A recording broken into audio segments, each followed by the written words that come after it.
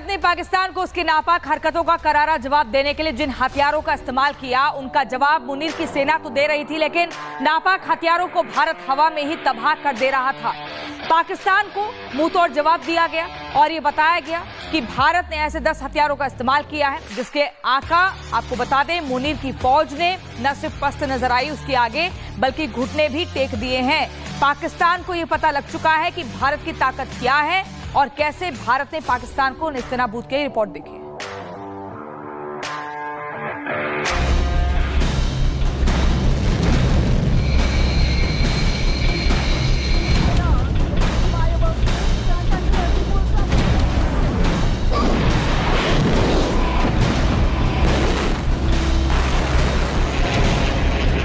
खून बहाने का एक ही अंजाम होगा, विनाश और महाविनाश। हम घर में घुसकर मारेंगे। महज 3 दिन और 3 दिनों में भारतीय हथियारों ने न सिर्फ पाकिस्तान की बर्बादी लिख दी, बल्कि मुल्ला मुनीर और शहबाज के देश में ऐसी विनाश लीला खेली जिसे देखकर पाकिस्तान की दहशत में आ गई।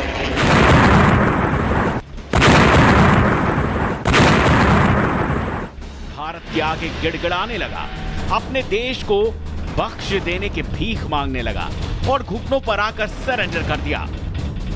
लेकिन पाकिस्तान के सरेंडर की पटकथा लिखी भारत के उन रक्षकों ने जिनके खौफ से पाकिस्तान खुद दहशत में आ गया। भारत ने पाकिस्तान को उसकी दहशतगर्दी का जिन फौलादी हथियारों से सबक सिखाया, उसमें फाइटर जेट, मिसाइल, ड्रोन और एयर डिफेंस सिस्टम शामिल हैं। राफेल, सुखोई, बेल, BrahMos, Harpy drone, Hammer, SCALP, MR-SAM, Akash, Igla, S-400, Shilka, Zu-23, L-30 और पेचोरा ने पाकिस्तान के पसीने छुड़ा दिए।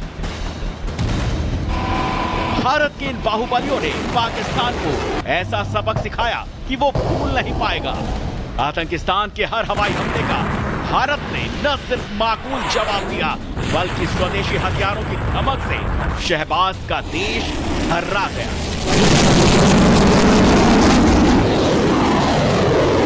भारत में निर्दोष लोगों का खून बहाने का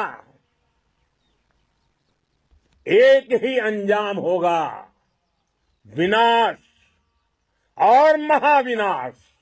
हम घर में घुसकर मारेंगे और बचने का एक मौका तक नहीं देंगे। और हमारे ड्रोन्स, हमारी मिसाइलें, उनके बारे में तो सोचकर पाकिस्तान को कई दिन तक नींद नहीं आएगी। पाकिस्तान की बर्बादी की पहली स्क्रिप्ट लिखी फाइटर जेट राफेल ने, जिसने इंटरनेशनल बॉर्डर को बिना क्रॉस किए हुए पाकिस्तान में मौजूद आतंकी अड्डों को नेस्तनाबूद कर दिया, जिनमें सुखोई और MiG-29 ने भी बराबर का साथ दिया। जिस राफेल ने दुश्मन के इलाके में घुसे बिना ही तबाही मचा दी।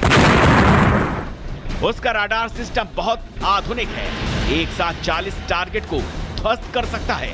इसकी मिसाइल रेंज 150 किलोमीटर की है, एक बार में 3700 किलोमीटर का सफर तय कर सकता है और रफ्तार 2500 किलोमीटर प्रति घंटा। इसके साथ ही गति 2222 किलोमीटर प्रति घंटा और 560 से 600 किलोमीटर की मारक क्षमता। इसमें दुश्मन पर परमाणु हमला तक करने की क्षमता है।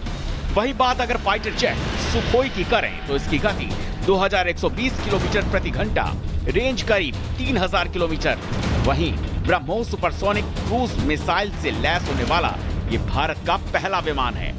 पाकिस्तान को घुटने पर लाने में MiG-29 ने अहम भूमिका निभाई, जिसकी गति 2400 किलोमीटर प्रति घंटा तो रेंज करीब 1500 किलोमीटर है, जो मिसाइल के साथ साथ बम और 30 mm गन से हमला करने में सक्षम है। भारत ने ऑपरेशन सिंदूर जीता, लेकिन भारत के स्वदेशी हथियार सिस्टम जैसे ब्रह्मोस, आकाश और एंटी ड्रोन सिस्टम ने इसमें महत्वपूर्ण भूमिका निभाई, जिसमें स्वदेशी ब्रह्मोस मिसाइल की ताकत भी जान लीजिए। ब्रह्मोस दुनिया की सबसे तेज क्रूज मिसाइल है, जो कुछ मिनटों में लक्ष्य को भेदने में सक्षम है। इसकी रेंज 400 से 500 किलोमीटर है, रफ्तार 3700 किलोमीटर प्रति घंटा, जो समुद्र, जमीन, हवा, पनडुब्बी से लॉन्च की जा सकती है। इसका वॉरहेड 200 से 300 किलोग्राम है, तो ये परमाणु हथियार ले जाने में भी सक्षम है। ब्रह्मोस के साथ साथ आकाश मिसाइल भी पाकिस्तान पर कहर बनकर टूटी। यह कुल 64 टारगेट ट्रैक कर सकता है, 12 टारगेट को एक साथ मार सकता है, अलग अलग टारगेट ध्वस्त करने में सक्षम है। ये सरफेस टू एयर मिसाइल है, जिसकी रेंज 25 से 30 किलोमीटर है और स्पीड 3000 किलोमीटर प्रति घंटा। हैमर और स्कैल्प के प्रहार ने सेकंडों में आतंक के मरकजों को धुआं कर दिया, तो वहीं पाकिस्तानी मिसाइल ड्रोन से भारत की रक्षा करने में S-400 डिफेंस सिस्टम ने भी अहम भूमिका निभाते हुए हर एक हमले को आसमान में ही नाकाम कर दिया। S-400 ने पाकिस्तानी मिसाइलों को इंटरसेप्ट किया और 30 किलोमीटर की ऊंचाई पर टारगेट ध्वस्त कर दिया गया। इसकी एक यूनिट में 3 S-400 सिस्टम शामिल है। एक S-400 सिस्टम में 4 मिसाइल लॉन्चर हैं। इसकी एक यूनिट में 36 टारगेट गिराने की क्षमता है। इसकी तैनाती सिर्फ 10 मिनट में संभव है और हिट एक्यूरेसी 100% है। ये वो महानायक थे जिनमें से कुछ ने पाकिस्तान में घुसकर तो किसी ने बिना घुसे आतंकिस्तान को बर्बादी की कहानी लिख दी। शिल्का से लेकर बेचोरा, Su-23 से लेकर L-70 गन से पाकिस्तान से आ रहे हर एक ड्रोन को जमींदोज कर दिया, जिसके बाद हिंदुस्तानी जमीन पर उनके टुकड़े ही दिखे। आतंक के खिलाफ ऑपरेशन सिंदूर अभी जारी है और अब तो आतंक का मतलब एक्ट ऑफ वॉर है। ऐसे में पाक के नापाक इरादे जागते हैं तो फिर उस मुल्क को सुलाने के लिए कब्रिस्तान भी कम पड़ जाएगा। रिपब्लिक भारत। पाकिस्तान ने मुनीर को किया बेनकाब। पाकिस्तानी पत्रकार का दावा, सफल रहा भारत का हमला। भारतीय सेना को मिली है 200% सफलता। ये कमर चीमा जो कि पाकिस्तानी पत्रकार है, उनका दावा है, मान चुके हैं कि पाकिस्तानी कैसे मुनीर को बेनकाब करते हैं और ये बताया कि भारत का हमला 200%, 100 नहीं, 150 नहीं, 200% सफल रहा है।